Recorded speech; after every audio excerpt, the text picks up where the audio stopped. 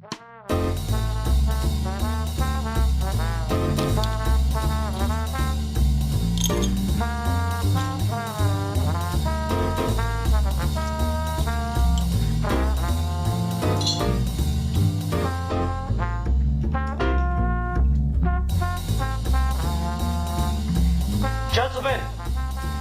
the time has come once again to discuss things.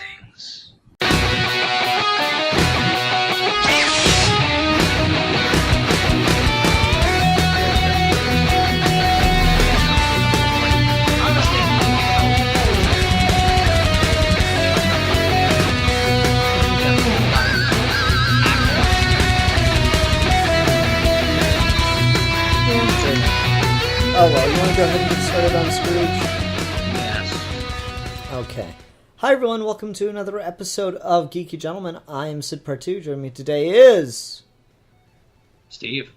Yay. Hooray! Is long pause, Steve. It was making it dramatic. Yeah? Steve, what are we talking about today on this episode of Geeky Gentlemen Holiday Month? Today we are talking about a modernized version of A Christmas Carol, modern for the 80s at least, Scrooged, with Bill Murray, directed by Richard Donner. Yay! Yay! This will be fun. Yeah. So, I think everybody really liked The Christmas Carol. Christmas Carol is my favorite, Christmas story. Yeah. Just generally speaking. And, no one on this earth hates Bill Murray. It is physically impossible. And then I say that, and with all the shit lately, something's going to come out about Bill Murray, and I'm going to be like, Wait fuck. for it. Yeah, it's going to be like, fuck, I said that. So anyway, yeah, Bill Murray, Christmas Carol, and 80s send-up of 80s capitalism. This movie has everything I should like, and yet I think it's all right. It's pretty good. Yeah, I mean, it's one of those. I feel like the humor in this one's really kind of hit or miss all over the place. It's got its moments that I really like.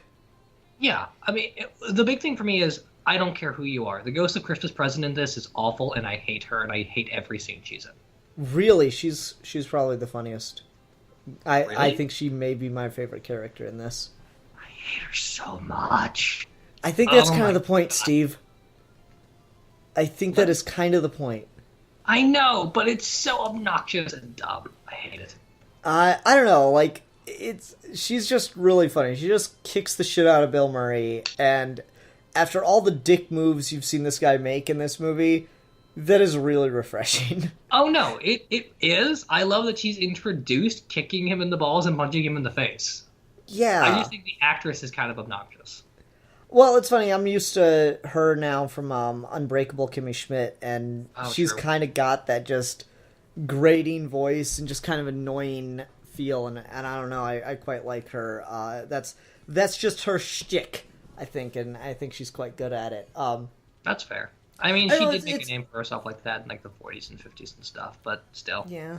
I don't know, it's funny to me because I think that she's a really interesting choice, because usually the Ghost of Christmas Present is kind of like an overpowering, if you look at the Jim Carrey Christmas Carol animated movie, the Ghost of Christmas Present, 10 foot tall. If you look at Batman, green robe and all the food. Yeah, if you look at Batman Noel, the Ghost of Christmas Present is represented as Superman. So we usually show the Ghost of Christmas Present as just this huge, overwhelming force compared to Scrooge. And this one is just this sweet little old fairy lady, and she just kicks the shit out of him. I love that most people in this movie try to kill Bill Murray at some point. Yeah. It's kind of fun. I love that guy that he fires at the beginning that tries to murder him at the end. It's kind of fantastic. The worst shot with a shotgun ever. Oh no, absolutely. Yeah, this is weird. I enjoy this movie, but it's got so many things where for every joke I laugh at, there's another joke I obviously do not at all. Okay. And it just kind of goes back and forth for me. The big thing for this movie, the big thing I think it has going for it is that Bill Murray is being Bill Murray. Like, he's not really trying, and that's not an insult or anything. It's just like he's so matter of fact about it. He's almost winking at the camera at points if he's not literally talking into it by the end.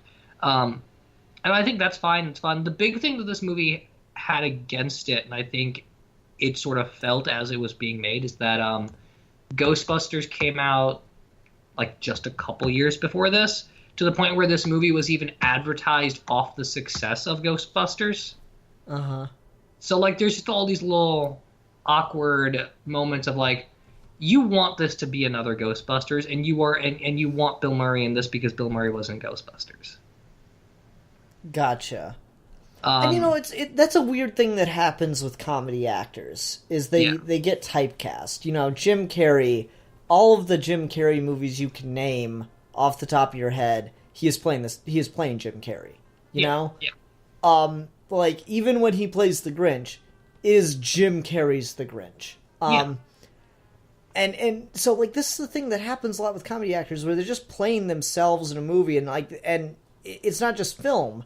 If you look at television, the George Lopez show, Everybody Loves Raymond, it's just them, but instead of becoming a comedian, they're set in, like, kind of a suburban household kind of thing.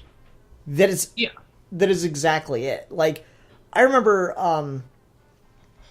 like, listening to George Lopez do stand-up and then watching an episode of his show, and they would literally translate one of his stand-up bits into the show as a skit. And, like, that's just... So, like, comedians get typecast to just kind of be themselves, but in this situation.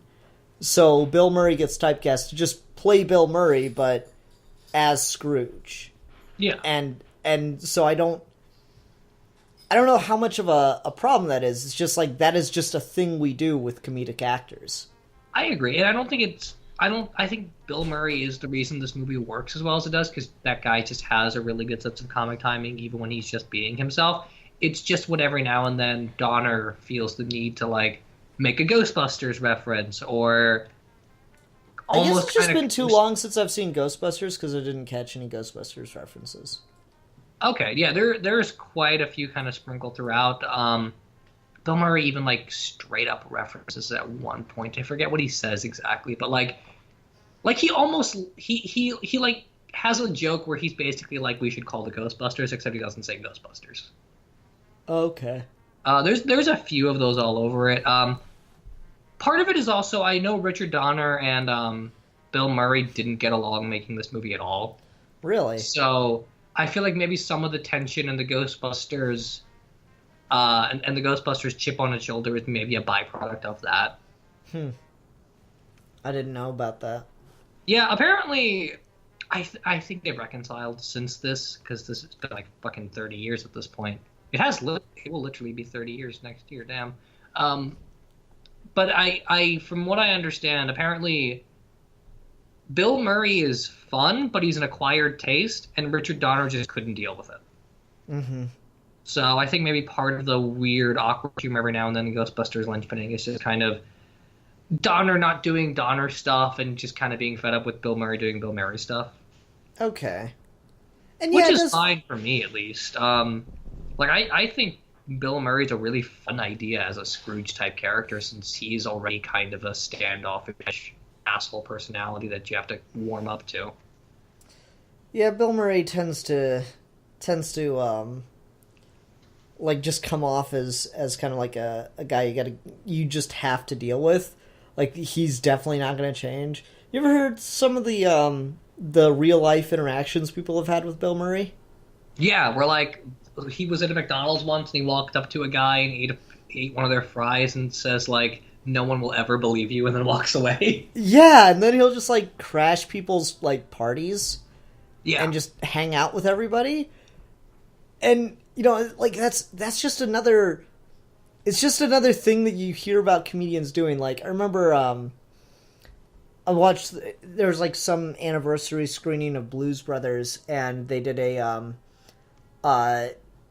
interview or whatever with the cast beforehand, and like the cast is like telling stories about how one night John Belushi got drunk and just broke into some random dude's house, ate everything in his refrigerator, and passed out on his couch.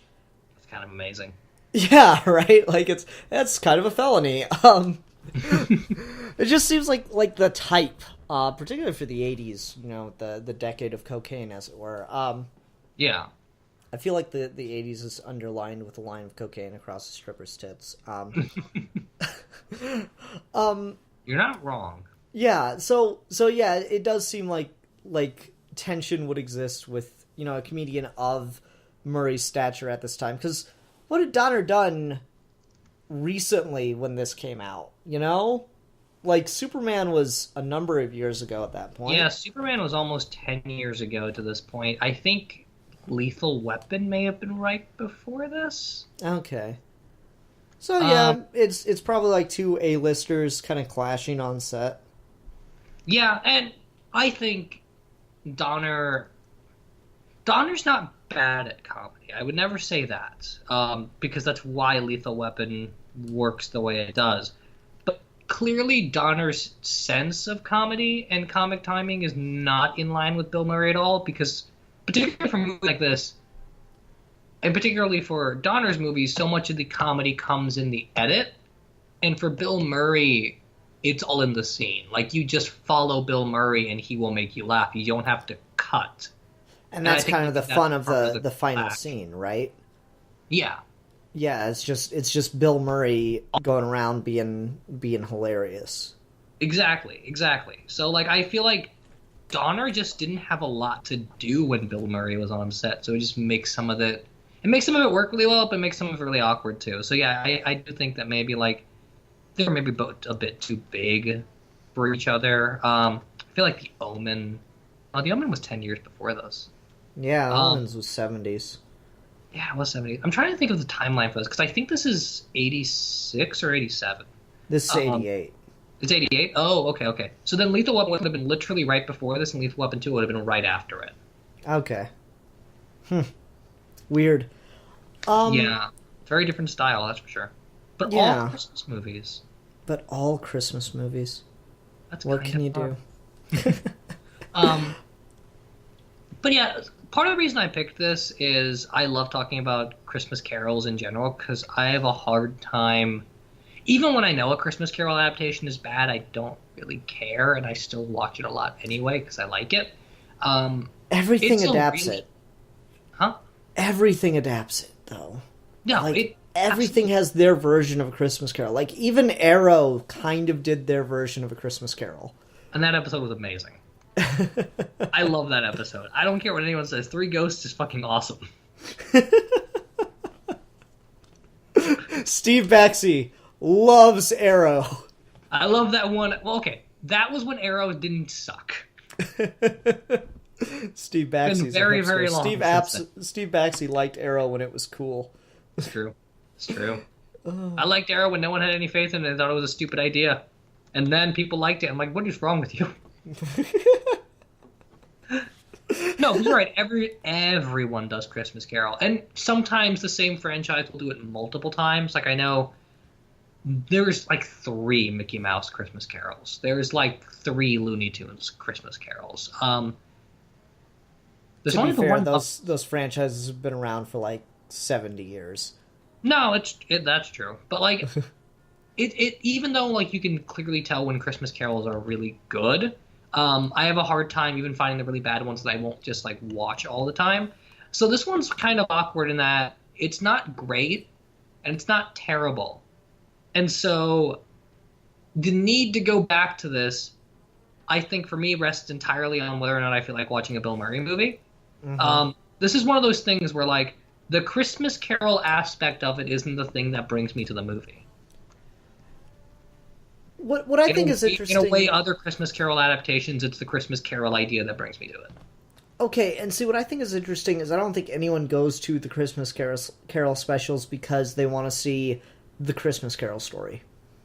Like, everything adapts it. I think they want to see what's going to be this thing's version of this story. What is it going to be about this version of it that is an adaptation of the story?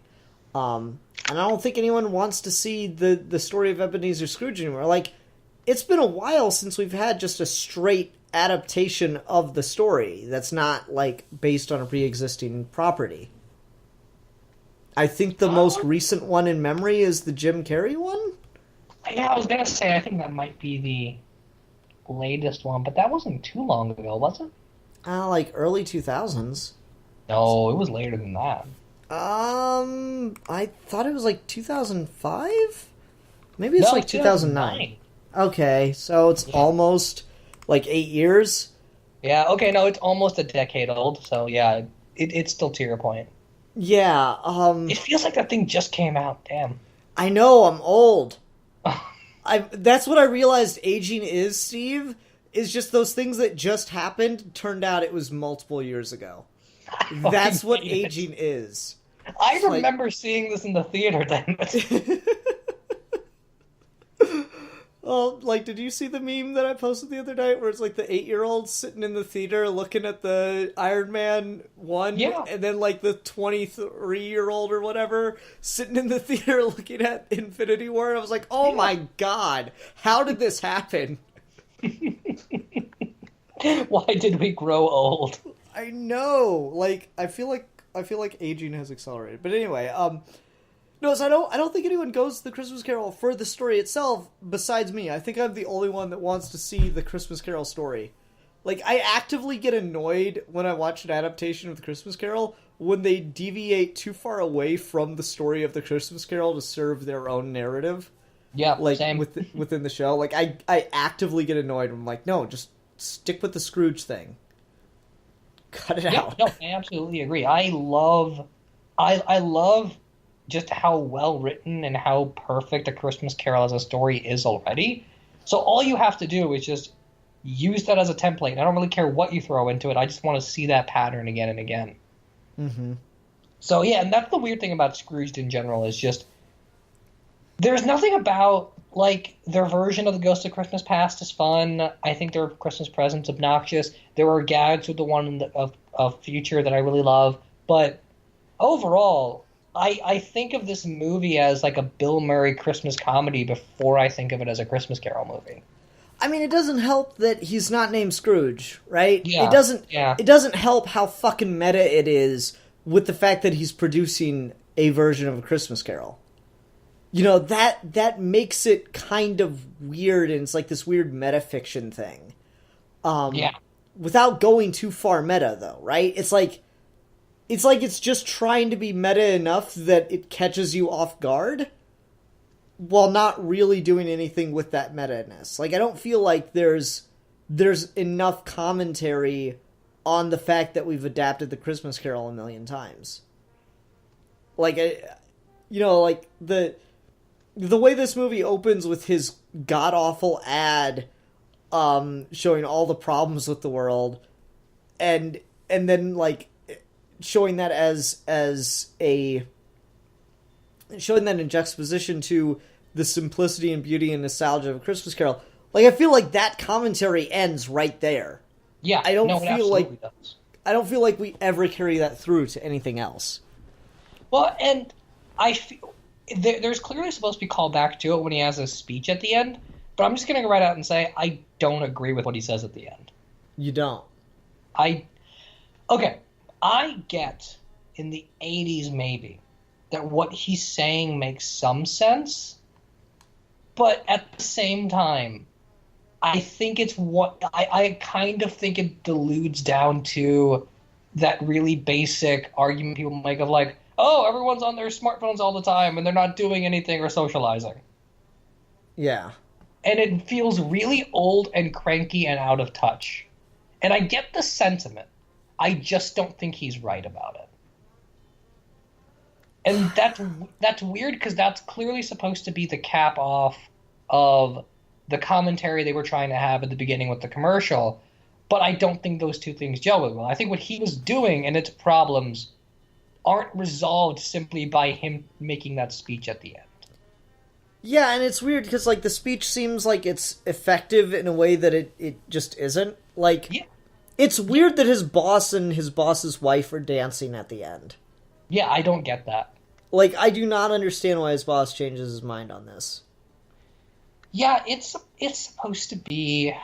What's that other movie that kind of does this? Honestly, there are so many Christmas movies where, like, an employer is angry at someone for doing something and then changes their mind instantly at the end. Oh, like National Lampoon's Christmas Vacation, where, like, the dude where he gets kidnaps kidnapped. the motherfucker. Yeah. And then, like, afterwards, he's just like, you know what, I'm cool with it. I was being kind of a dick.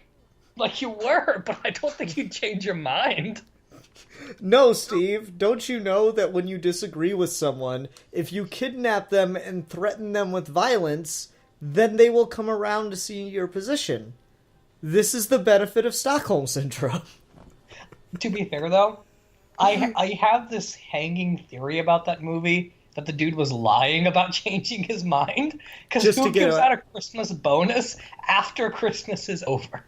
You know, it's funny, I just got my Christmas bonus from work today, and everyone was, like, really, really getting nervous that we weren't going to get one, or we weren't going to get one until the new year, because our owner just is kind of spacey about that kind of stuff. Yeah. So, we were all, like, really surprised we got them today. That's amazing. Yeah. No, but you're right, and that does seem to be a trope we put in a lot of Christmas things for whatever reason. Yeah, I don't... This is the thing about Christmas Carol I like that I don't love about this adaptation is, at the end, Scrooge changes, the world doesn't. And I don't think that's what happens here. I think this is, the world made Scrooge a particular way, and then at the end he's trying to change the world. I'm like, that's not right. Yeah. Like, Scrooge is the product of his upbringing only to the extent that his dad was a dick.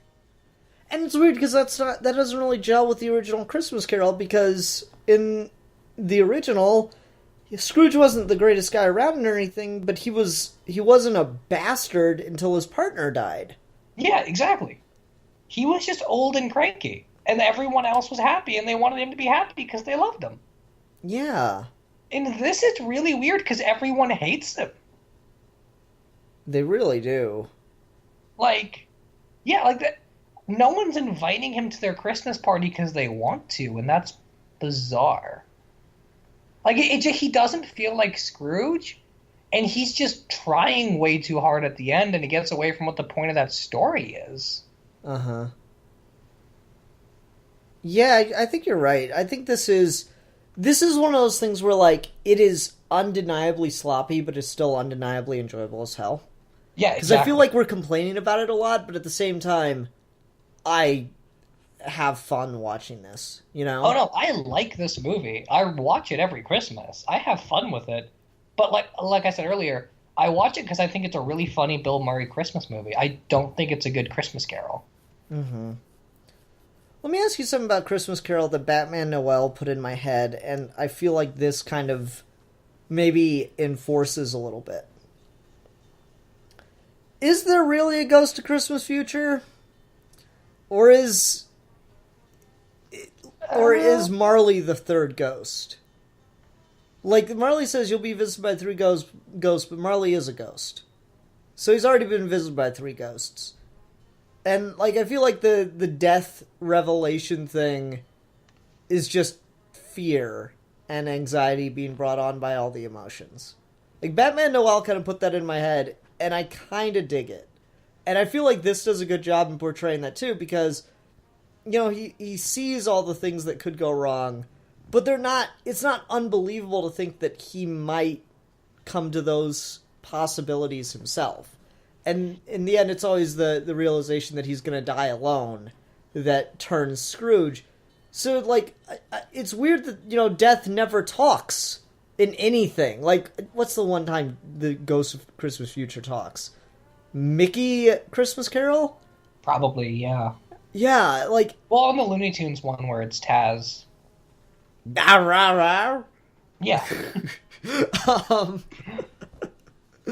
It is talking. it's making a noise. If making a noise constitutes talking, then you should listen to the president's speeches. Zing! No, like I've been thinking about that recently, and the way that it's portrayed in this, and like I've been running through my head every other version of Christmas Carol. I'm like, Death never really talks. Yeah, that's a good point. See, part of the thing I like about the book, because now that you say that, I think it's when you think of it in that way, then the three ghosts are Marley, past, and present. Mm-hmm. And the last one's not a ghost. He's just literally meeting Death. Yeah. And Death isn't technically a ghost. Yeah. Because I think the whole point of it is Marley wants to warn him about what's going to happen when he dies. So the first ghost is the warning. The second one is explaining how he got here. The third one is this is where you are. And the last one is this is how you end, because he's literally the next person you meet. Yeah. I don't know. It's just something I've been chewing on lately. Wanted to get your thoughts. Yeah, I like that. And I like Ghost of Christmas Future in this. I think that gag with, like, hell inside of his cloth is hilarious. We're going to give people nightmares with that one. Gonna get letters. He's just so Bill Murray about it. It's great. Yeah, he's like, we're gonna get letters about that. Yeah, and this has probably one of the most disturbing visions of Death, like with Claire. Yeah, like the vision of Claire where he's just turned her into this snobby old rich woman. That's twisted as fuck. That, like, he has ruined the good not only in himself but in others. That's really twisted. And then, like, usually Ebenezer Scrooge sees his grave, and sometimes things will get creative and he'll be thrown in his grave. To literally have him being burnt alive, oh, that is some twisted imagery. Yeah, being stuck in his casket and shit. Yeah, that was a trip. That whole scene was a trip. Mm-hmm. And, like, Bill Murray is really good at freaking out like that. Yeah, absolutely. I don't know. Where else can we go with this, then? Yeah, there isn't a ton to say about this movie because I feel like I used to like it more. I don't know. Do you have a favorite ghost out of the three we see? On this, there's something about the Ghost of Christmas Past in this. Maybe it's because, like, I usually never catch this movie from the beginning, and this is, I think, the first time in a long time I've watched it all the way through. Usually this is the one, like, you catch it when it's on kind of thing. Yeah, that's true. So I rarely catch the Ghost of Christmas Past, but I don't know, there's something about the way this guy talks, and, like, it legit feels like... Okay, so, like, we kind of talked about this last episode, but, like, it's weird that the ghosts never show up in anything else besides adaptations of A Christmas Carol. Yeah. This Ghost of Christmas Past legit feels like this is his job, this is what he does. Like, when Bill Murray is sitting there and he's, like, explains, listen, you're gonna show me my past, and I'm supposed to get all watery-eyed and all this stuff. Yeah, you got the wrong guy. It's not gonna happen with me. And the dude looks at me and goes, Genghis Khan said the same thing. Saw his mother, Niagara Falls. And I'm like, oh my god. He's been doing this since Genghis Khan. That's adorable. The only thing about him I don't love is I don't like the idea that he lingers all the way through the end. Really? You don't like that he helps get Claire there at the end? No, I think that's weird. I think the ghosts are a manifestation of Scrooge. They can't... I don't like when they start interacting with other characters that aren't Scrooge. Because, like, I think the whole point is Scrooge is seeing them because of who he is. Mm-hmm. So when the ghosts start cutting him favors, it's like, why? Yeah, I could see that. I don't know, because I don't feel like the ghosts would have done that if he hadn't already turned. Yeah. I don't think that, he's already got his second chance through them. I don't think they'd cut him a deal like that unless he'd already turned. Well, and again, it's the part of the problem with this is that everyone's an asshole except Claire, and Claire is cartoonishly not. And so when his name's not Scrooge. When Bill Murray has his speech at the end of this, and he's like, he's projecting too much outward, and he's like, it's almost like he has come to a revelation that he needs to save the world at the end. Mm-hmm. And then the ghosts cut him a favor and get Claire there. It feels awkward in that Bill Murray didn't necessarily only have an arc. He suddenly got like an entire new purpose for being in this universe, and that's bizarre to me.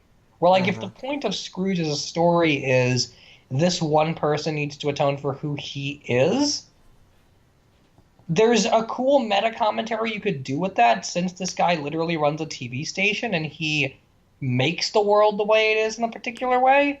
But there's just way too much power and responsibility concentrated onto him at the end. So when the ghosts cut him favors, it just, I think, takes it too far. Yeah. I could see that. I think it's just to, like, add a callback, add some drama at the end, because, like, it's not really, like, the Ghost of Christmas Past does anything supernatural for her. He just shows up at the right time and drives like a maniac, right? Yeah. Like, it's not, when he says, like, which floor, you're kind of expecting the taxi to come flying in or something, but it just pulls up and drops her off. So, I think it's just, like, a cool callback. Like, it's... No, it totally is. It's just, I don't like the idea that he sticks around. Yeah, maybe. I don't know. It's just a cool callback, and it doesn't add much, because otherwise it would have just been a normal taxi or something. Yeah. So I guess in that way it doesn't really bother me, because it doesn't feel like he's doing too much to help. It feels like this is more for our benefit than it is for the characters. Yeah, that's fair. I don't know. I like the Ghost of Christmas Past a lot. I think he's a lot of fun. I think the issue is just kind of how this movie plays with the structure of Christmas Carol bothers me all over the place. And like him sticking around is one of the biggest things outside of Bill Murray's arc. Okay. How about you? Do you have a favorite ghost in this? Probably Ghost of Christmas Past. Okay. Yeah, no, I think that the guy that plays him is a lot of fun. And I think he's got some of the best one-liners. And like I said earlier, I think the Ghost of Christmas Present's really fucking annoying. And Ghost of Christmas Future doesn't really talk as much as he's gives him that trippy, insane scene, which is a great scene. But there isn't necessarily a lot of character in it. For the ghost, I mean. Yeah. Huh. Well, okay, let's ask some questions about the other adaptations here. Tiny Tim in this version. I like it. Yeah? I really like what they do with her and her whole family. Okay. Again, my issue is just their relationship to Bill Murray is really bizarre and twisted. So, like, they all hate him, really. Like, they're kind of being facetious when they talk nice about him, but, like, dude's an asshole. These people have to work for him, so they know he's an asshole. And there's no, like, kindness of their heart kind of thing going on there. So it just kind of bothers me that, for the sake of this story, they aren't, like, in any way, shape, or form invested in Bill Murray becoming a good person. Like, they don't care. They're just trying to get by. Yeah. And that bothers me. Because I think the whole point of the story is that everyone loves and cares about this person. The person just has to realize it. Mm-hmm. And, like, there's just so much of a weird alienated void between all of the people Bill Murray interacts with. So, like, as cool as some of the twists and turns of the adapted characters are, whether Bill Murray is a jerk or not doesn't make any difference to them. They could continue to put up with him being a jerk if you just paid them more. Exactly. Like, if it just wasn't... Like, if it literally wasn't impacting the way in which they live, it wouldn't matter. Uh-huh.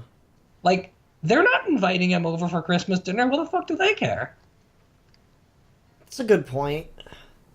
And then, again, their version of Tiny Tim. Like, Tiny Tim is Tiny Tim because he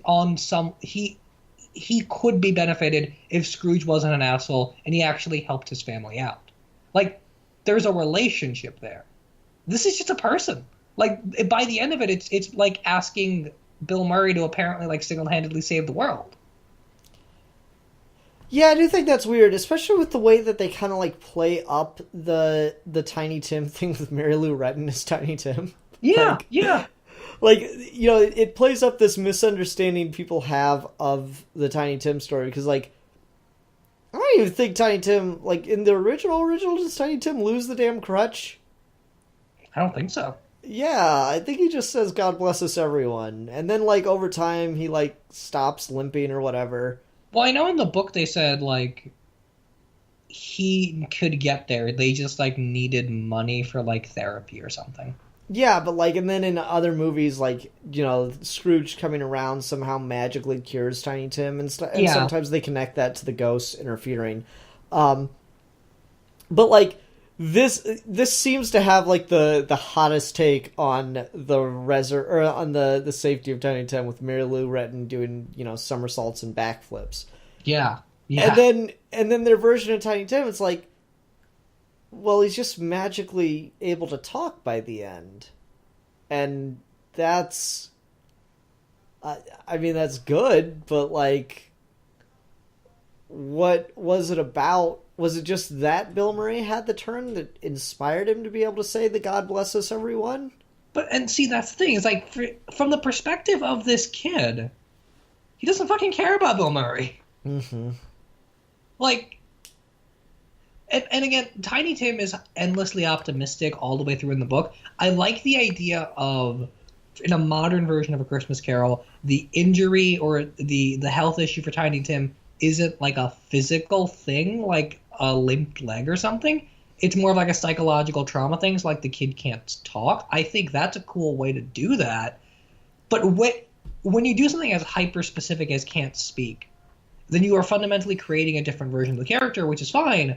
But, like, this isn't the optimistic heart of the story, Tiny Tim, anymore either. So that means everyone else and everything around his life has to make up for that or compensate by doing something different. And because this family has, like, literally no relationship to Bill Murray whatsoever, it's a really cool idea that needed to be in a different movie. Uh-huh. Because I love that scene of that family just, like, goofing around with each other. Like, that was adorable and heartwarming. But it had nothing to do with Bill Murray. Yeah. Huh.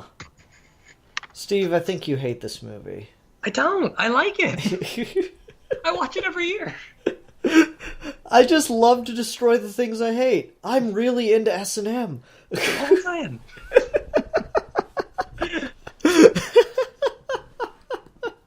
Also, just because I'm skipping up and down the Wikipedia page, I'm gonna say the movie poster for this, where it's Bill Murray in a tux with a cigar and like a skeleton lighting the cigar, that is not what this movie is, and I kind of wish it was.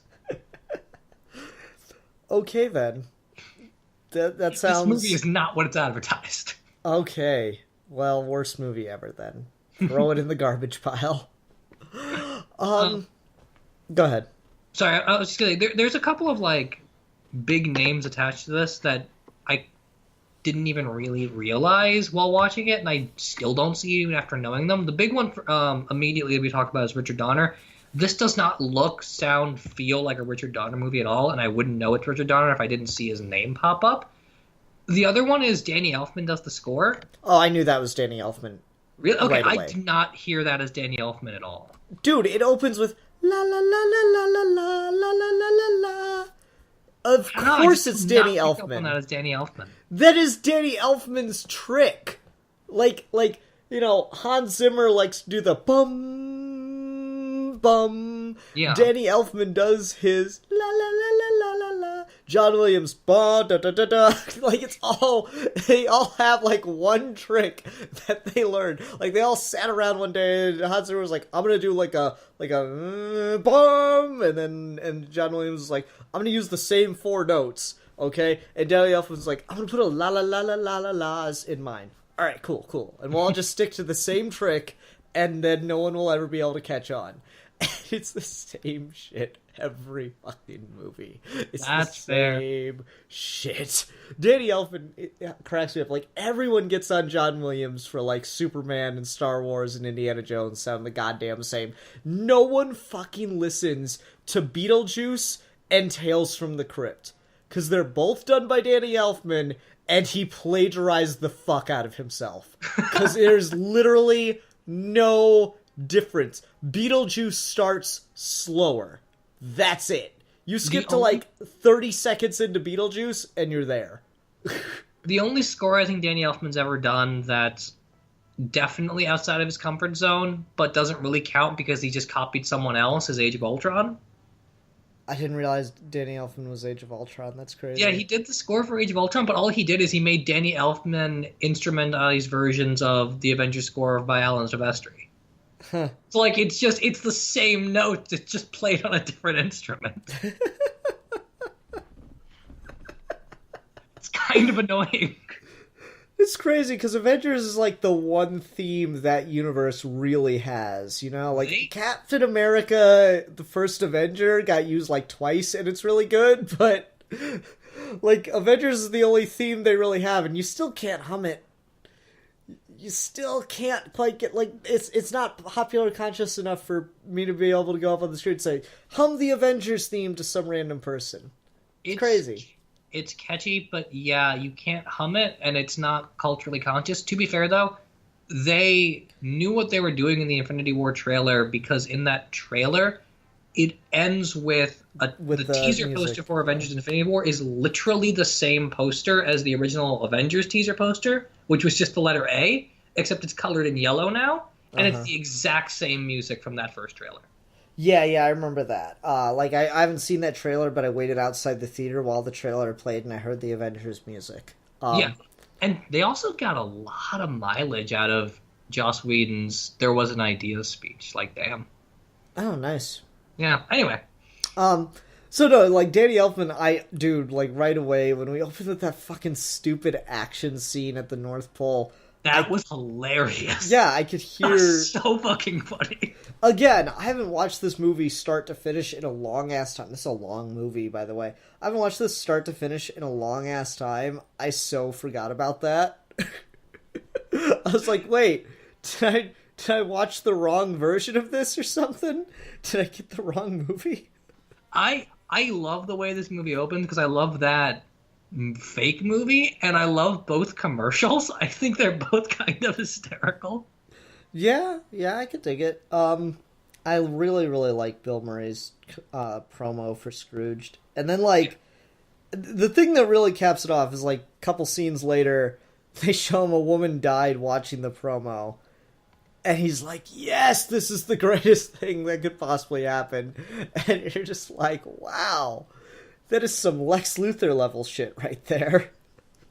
You don't understand. The world sucks. Go home and watch TV. Yeah. I love it. Okay, so you mentioned, like, the whole, quit looking at your phone thing. And in this, Bill Murray's character is, like, shown to be one of the kids who was raised on television. Yeah. What do you think of that commentary as presented here? Like, see, that's the thing. Do you think it's effective here in a way that it's not generally? No, that's the thing is, I think part of the reason the ending doesn't work is because this is a kid raised by television. Like, a guy who was raised by television would not have that speech at the end because he would recognize that you don't have to... Being social does not necessarily mean stopping what you're engaging in so you can talk to other people in a very particular way. Like, it's entirely based on where you can enact your experiences in a healthy and ultimately sociable way. So, like, I'm not entirely convinced that this character would come to that conclusion. He may not come to that conclusion, but, like, if this guy, because the weird trajectory of his character arc is this dude was raised on TV, so he grew up and he took over TV. So he could have done two things here, or one of two things. he did the bad thing, which is he took over TV and wanted everyone to be like possessed by it because of his weird watch TV or you'll die commercial. Or he could have recognized that because he was raised by TV, TV is important and you should try and make it fun and entertaining. Okay. What should have happened at the end is he should have given a speech about how this version of the Christmas Carol is tricking you into watching it as opposed to just trying to have fun. And he goes in a completely different direction than his character arc would in any way, shape, or form make sense when he's just like, no, don't watch TV. Go talk to your family and shit. Like, I don't see that character making that speech, especially if that was his backstory. You know, it's weird because, like, some of the implication seems to be that he's spent his life on TV as opposed to, like, learning anything from it. Like, I like the moment where he has with the Ghost of Christmas Past where he's, like, he's trying to recount the good times in his life, and all he does is recount episodes of television shows. Yeah, I love that scene. Like, that's a really good one. And then when he gives up his relationship to further his career in television with the dog show, that's a good scene, too. I agree. It's just those scenes don't gel with that speech.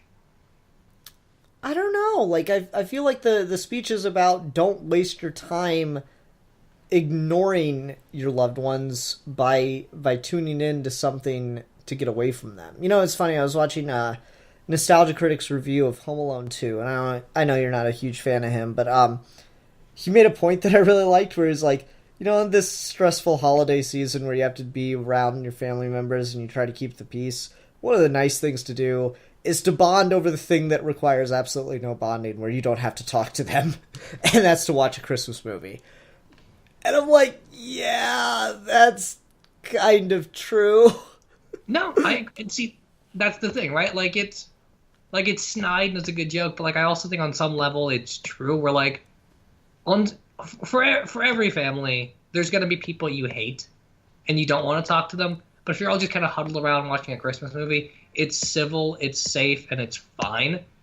You're not being antisocial by sitting around watching a Christmas movie instead of talking to each other. Yeah.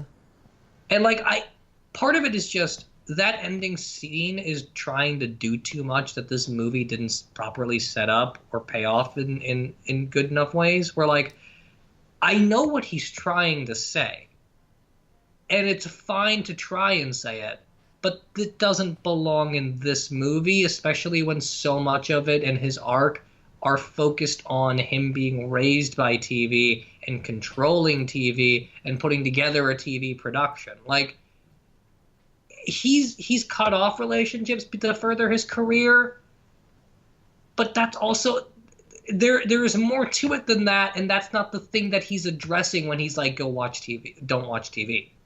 Like, he didn't end a relationship because he was caught up in some fictional world.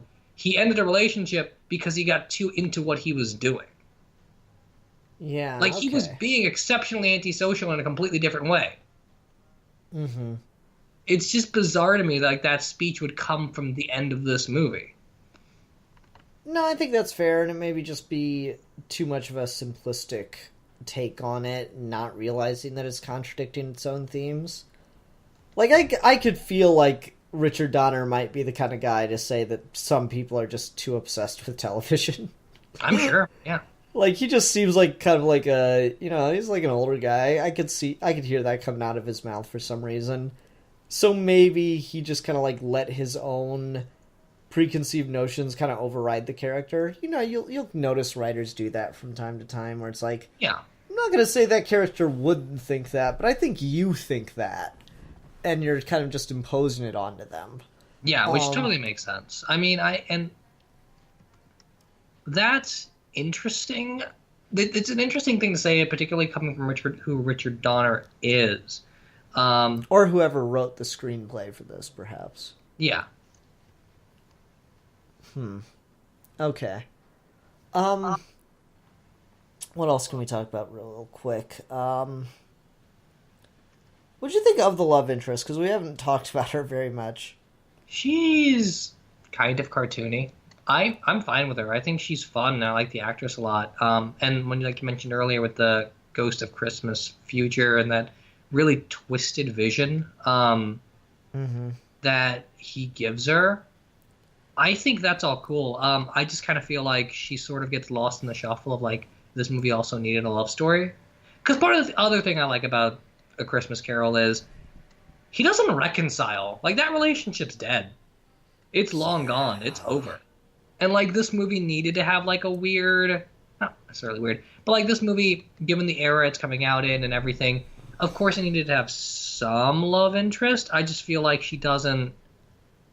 I feel like she doesn't gel with the rest of the plot as much. And it's sort of the same thing with everything else in this movie, where, like, even in the point where she does, it still feels kind of alienated from Bill Murray being a dick. Uh-huh. Yeah, and it's just like she's almost too forgiving. Yeah. Like Bizarrely so. Yeah. Yeah, I could believe she'd show up after that phone call because he just sounds terribly frightened. And I could believe that she'd, like, be cool with... Because, like, he's not an asshole when she shows up on the set.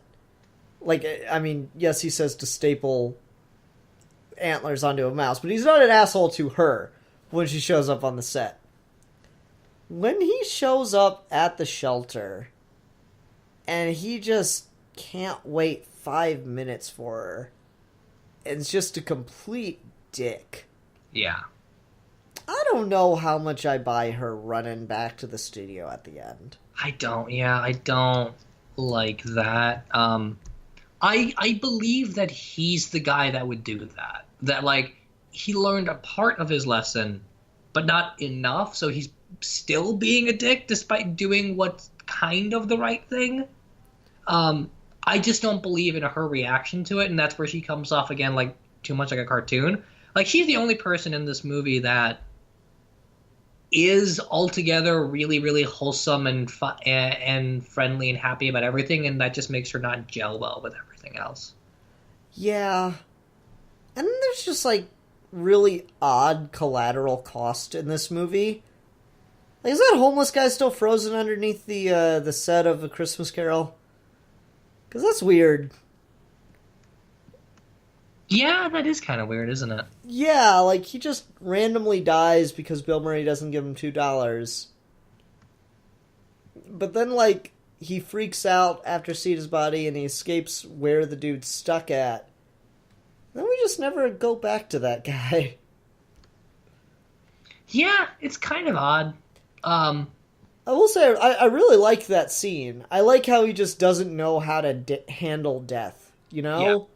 No, given how much of an ego this guy has, yeah, absolutely. But it's just a weird thing that they, like, address and then don't get back to. Huh. Yeah, it's kind of, I don't know.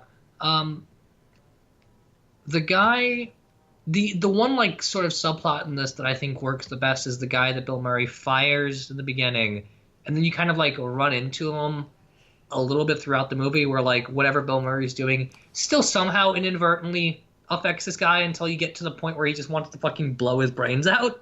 Yeah. And I think that's fun. And I like the idea that, like, when Bill Murray's giving his speech and everything's supposed to sort of be resolved and happy, he's holding that Rube hostage with a shotgun. Uh-huh. I think that's fun, and that's good. But I love that guy's voice. I'm echoing a bit. He's great. I think he's just a really fun actor all over the place. But again, that's also another one of those things where, like, I don't entirely know how this fits into the Christmas Carol thing, and I also don't entirely know what the point of it's supposed to be. Like, he is supposed to be the Cratchit of the story, I think. But they've got no relationship. Like, he's just a dude that the guy fired. Uh-huh. I don't know. I think his humor plays the best all the way through, and they carry that plot thread more naturally than anything else. But he, again, just doesn't feel like... He again just doesn't feel like by the end of the story, anything that you do with him comes as a natural payoff. Like, no. You would... Even as a joke, you wouldn't hire that guy back. What? Yeah, and, like, I question Bill Murray's ability to hire or fire anyone after the events of this movie, right? Exactly. Like, what the hell? Like, you know, the boss is trying to fire him, and then like randomly he just keeps giving his speech, and then he decides not to. We assume. Yeah. I love the boss who's all like, "We need to market to pets." And now what do people do? They post videos of their dogs watching television, and he was right. Well, like, okay. So I feel like the character that Bill Murray fires is an interesting parallel, because obviously when Dickens wrote the original Christmas Carol, he's commenting on the growing industrial complex and you know, the growing influence of capitalism, right? Yeah. And this is very obviously, it's in the 80s, but it's got a lot about like 80s corporate culture in it too. Like the fact that he just fires someone on a whim and doesn't have to go through anything to do it. How do you feel it does in paralleling those two? I think it does all right. I think the issue is, given who Bill Murray is and where he goes by the end of this movie, that commentary gets kind of like lost and weirdly shuffled throughout, where like the interpersonal relationship stuff, the guy he fired, Bill Murray's speech about television, the television show, there's just so many balls in the air that I feel like they're never actually... I feel like they're just kind of giving a lot of lip service to it. It's just not... It's just not fleshed out. Do you think that's maybe because it was made in the 80s, so it didn't have enough time to get retrospective about the 80s? Yeah, I think there's a lot of just... It's clearly reproducing a lot of stuff it wants to comment on, and it just can't see it. Which, and again, given that it's Richard Donner, given that it's Bill Murray, that makes a whole lot of sense. Yeah, I could see that as what's kind of lurking under there. Huh. Okay. Do you have anything else you want to talk about with this movie then, Steve? Not particularly. I feel like we were kind of rough on it, but I like it. I feel like that's what you'd say about any Christmas movie we talked about. That's fair. I was surprised we didn't talk about many Christmas movies this year. We didn't talk about any. This is the only one. That's funny. It just happened that way. What can you do? Yeah. Oh well. It was a good way to kind of come full circle and finally do a full holiday month. Yay, holiday month. I love holiday month. Let's see here. This goes up on Sunday the 24th. Yep, Christmas Eve. Yeah. Oh, we got an episode due on New Year's. Do you want to make that the 2017 episode? Like just a review of 2017? Kind of like what we did with 2016, yeah. I don't know, 2016 felt like hell. This year's felt just like hell also, but not as profound a hell. I saw a meme the other day that said 2017 was a scooter to the ankle. Like, yeah, it's exactly what it is. It hurt like hell, but it was also really awkward. I didn't expect it. Yeah. I don't know. I'd rather talk about something else holiday related. What's a good discussion topic we could do? Or we could do a New Year's topic. What's a good topic for New Year's? Can we talk about... Nah, I don't want to talk about New Year's resolutions. We'd say they're bullshit and be done with it in 5 minutes. That's true. Huh. I feel like we've danced around so much talking about the way in which holidays, winter holidays are all just about the solstice and the new year anyway. I feel like we did a lot of that with the Christmas myth episode, though. Yeah, so I don't want to talk about that. What's something New Year related that we could talk about? What do people do on New Year's? Drink. Oh, that's true. But like we talked about it. I don't know if Rasco's still down. I don't know what your plans are. Do you want to do a live show New Year's Eve? Let me check my work schedule. Hang on, give me 1 sec. Sure. Would we do it on New Year's Eve, or will we do it on? We do it New Year's Eve. Okay. We do it from, like, I don't know, 10:30 to midnight? Or maybe 1? I think I can swing that. Let me see. I just want to check and see what time I work on New Year's Eve. On New Year's Day in the morning. Or is it Christmas Day? It's Christmas Day. I've been noticing I do that a lot with songs lately. Like, Deadpoolzilla pointed out I got the lyrics wrong in a song when he was on an episode with us, and then I've just been, like, focusing on when I try to sing songs. I'm like, wow, I really don't know a lot of these lyrics very well. That's fair. Okay, so Sunday I'm off at 6, which means, yeah, I could totally swing that, and I'm off Monday, so, yeah, that'll work out perfectly fine. Okay, cool. Yeah, let's plan for a live show on New Year's Eve where we'll have, like, a huge audience, I'm sure. Woo! I'll advertise it on my channel, too. It'll be fun. Oh, cool. All right, everyone, thanks very much for watching. Until next time, I'm the Philosopher. And I'm the Exile. And we are your Geeky Gentlemen, and we will be discussing things.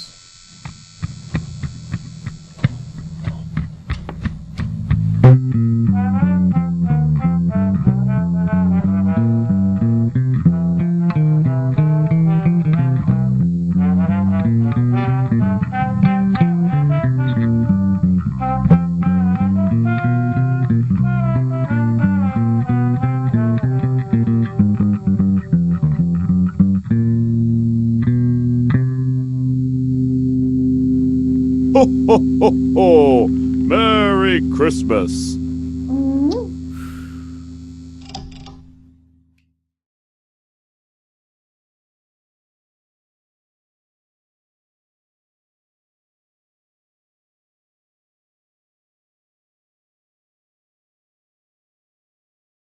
Yeah, did you see the fan petitions going around for George Lucas to do another Star Wars film, to, like, direct one of these? I have. Fuck that What shit. are these people thinking? He did it 3 times. We know this isn't gonna work. Okay, yeah, we're gonna have Luke do some backflips now. It's not really the tone for the fighting we want to go with anymore. But the kids today like the anime, and in the anime they do the backflips. I